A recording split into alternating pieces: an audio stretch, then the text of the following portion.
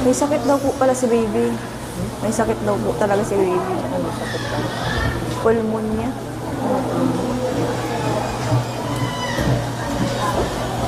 Dapat pala masabi na kanina. Oo. Di dapat isabi kay Doc Tapos na yung x-ray. na ano, na ganun.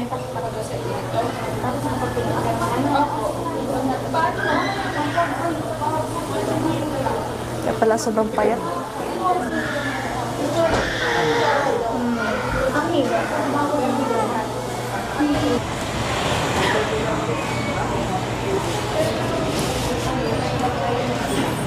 Ayan mga kalangga, PPD po si baby. Samahan po natin mga kalangga si ate. May pulmonya pala si baby. Kaya pang pala.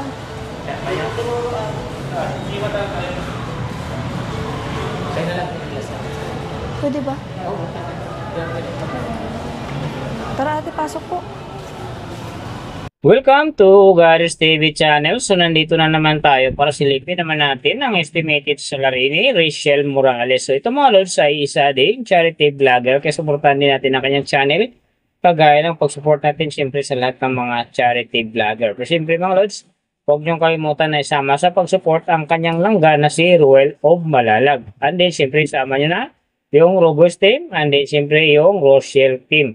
Pero siyempre mga lods, huwag niyo rin kalimutan na isama sa pag-support ang kanilang mga magulang, Pading Rizal Vlogs, Kalingap Awi, and then siyempre isama nyo na yung Angeli Vlogs, kapatid dito ni Ruel of Malalag. Pero siyempre mga lods, huwag nyo rin kalimutan na isama sa pag-support ang aking channel. Sa mga lods, kung bago pa kayo sa aking channel, pakiclick naman subscribe natin, and then siyempre pakipost na rin ang notification bell para lagi kayong updated sa ating video. Sa mga lods, yung nakita nyong video ni Rachel, yan ay isa lang sa mga kababayan natin na kanyang tinutulungan bilang isang charity vlogger. So kung gusto nyo na mas marami pa siyang matulungan, supportan natin ang kanyang channel sa pamamagitan ng like, share, and then don't skip the ads. Dahil bigyan talaga yung mga lods para gumanda pa ang kita ni Rachel Morales. So mas marami din siyang matulungan ng mga kababayan natin pag maganda ang kanyang kita. So ano pa ba ang hinihintay natin mga lods?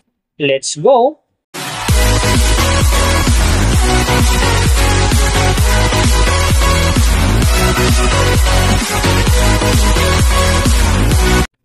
So mga lods, si Rachel Morales sa ngayon ay mayroon ng 257,000 na subscriber. And then meron na rin siyang upload videos na 1,200. So may total views naman siya ngayon na 52 million. And then yung account niya ginawa ito noong December 30, 2022. So doon naman sa kanyang total grade nakakuha siya ng B-. And then sa kanyang social blade rank naman nasa 215,776.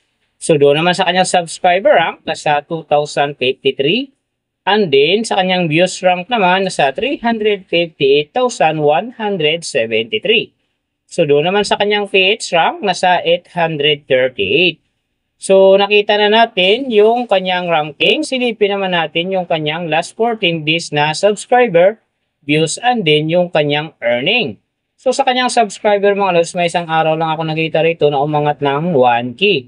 Noong April 19, nakakuha siya ng 1K, kaya ang kanyang subscriber ngayon nasa 257,000.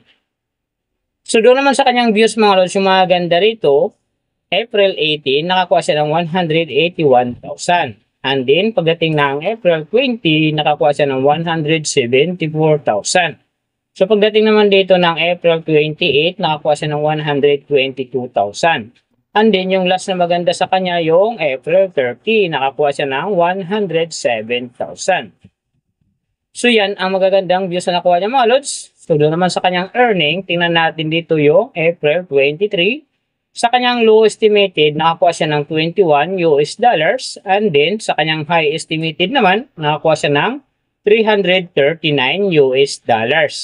So, ang mga yan naman mga lods, daily summary lang. Mas maganda kung silipin natin yung naka-round off na from daily, weekly, and monthly para malaman na natin kung magkano na ngayon ang estimated salary ni Rachel Morales dito sa YouTube. So, unahin natin yung kanyang daily average.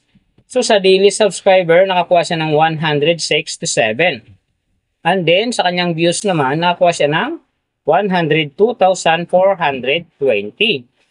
So doon naman sa kanyang daily low estimated ng kanyang earning, nakakuha siya ng $26.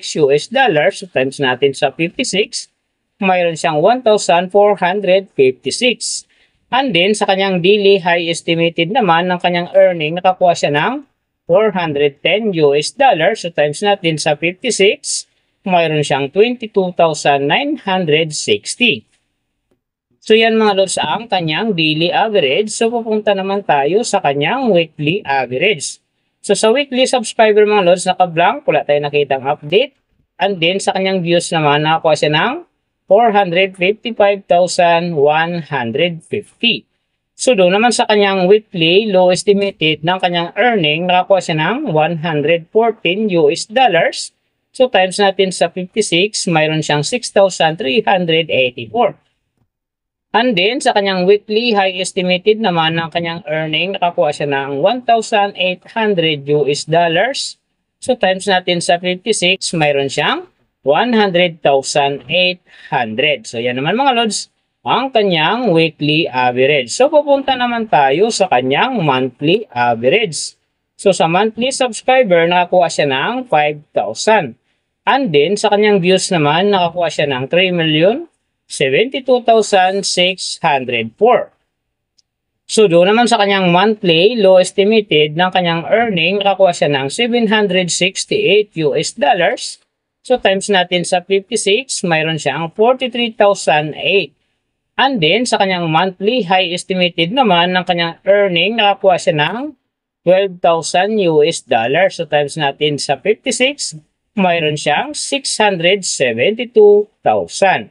So, yan naman mga lods ang kanyang monthly average. And then, yung nababanggit ko rito or nakikita nyo is pawang estimated lamang yan. Nakabis lang tayo sa Social Blade website. Isang public website yan na kahit sino pwedeng mag-open para malaman kung magkano na ang estimated salary ng ating mga iniidolong YouTuber, vlogger, or influencer. And then mga lods, lagi ko sinasabi na laging natutupad dyan yung low estimated kasi nga hindi talaga natin kayang i-demand sa ating mga viewers na huwag mag-skip ng ads. Pero pwede pa rin naman yan maging times 2, times 3, or maging times 4 pa yan kapag ang isang vlogger nakapag-viral ng kanyang video. Pero siyempre mga lods, kung supporter ka ni Richelle Morales, huwag ka nang mag-skip ng ads dahil big help yan sa kanyang channel. And then siyempre sa mga kababayan natin na kanyang tinutulungan dahil siya ay isang charity vlogger. Pero siyempre mga lods, huwag nyo rin kalimutan na huwag na rin skip ang aking ads dahil big help yan sa aking channel and then siyempre sa aking mga personal na katikain. So mga lods, kung nagustuhan nyo ang video na to, pakiclick naman ang subscribe natin and then siyempre pakipost na rin ang notification bell para lagi kayo updated sa ating video. And then kung mayroong gustong magpagawa ng video na sim nito para sa inyong mga iniidolong YouTuber, vlogger, or influencer, comment nyo lang sa baba yung tamang detalye ng kanyang channel para ma-search natin kaagad at magawa natin sa next video. So, big thank you sa lahat ng mga sumusuporta sa aking channel. Sa magsusupport pa lang, ingat kayo palagi and God bless. At sana gabayan kayo palagi ng Panginoon sa ginagawa niyo araw-araw. And then, siyempre, magtagumpay din kayo sa inyong mga pangarap. So, hanggang dito na lang.